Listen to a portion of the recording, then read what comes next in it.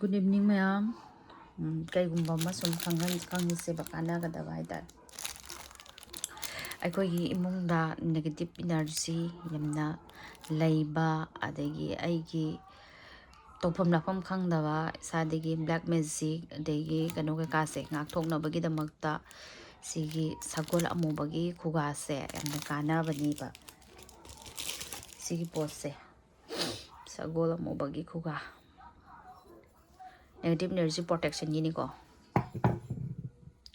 adagi sisina 7 chakra gi haitare 7 chakra gi wall hanging gi kano neba crystal neba adum laigane ba ko adum pambi be yauragadi hairo o meditation tauba natragana no magi kogi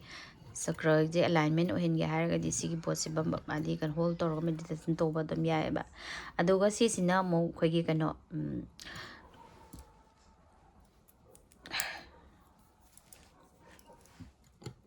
Lakshmi Kuber yantra yaureba ko sidaida dugo sisina na 91 pyramid neba sidaida yawise haitare du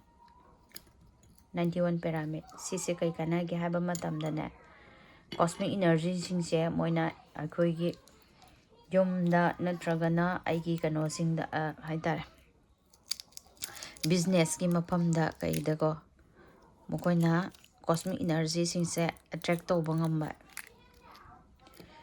akoida akoigi bastu gi kari gi leidana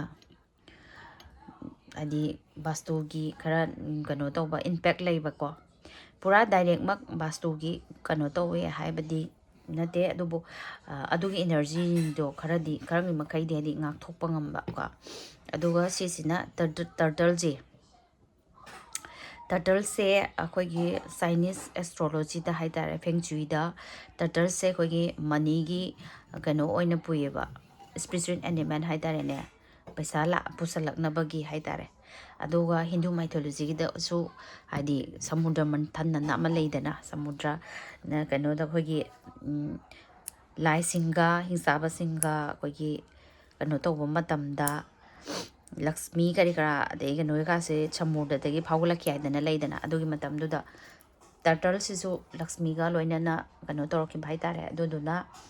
magi paisagi lambi oye paisa sangaknabagi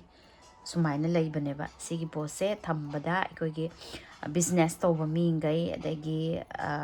yumgi negative paisa tungde haiba mi leidana adugumbato sigi pose sisu kana bane aduga sisina money magnet pyramid nebako money magnet sida kai kai yaurage hai kana sida Lakshmi yantra la yaure ko aduduga copper ne sibuti kaino hai kanda copper se kogi cosmic energy jing je attract tawba ngameba aduga sigi makade yaisina pyrite crystal do leire aduga sidaida koresina gumti chakra leire ko sise Lakshmi gi khwaidagi pamsaba pot ngata neba ko sidaida happy se Rudrax yaure ko sidaida manungda sumaina leye pambiba mi yauragadi dum paw phokpirakpa yagani thank you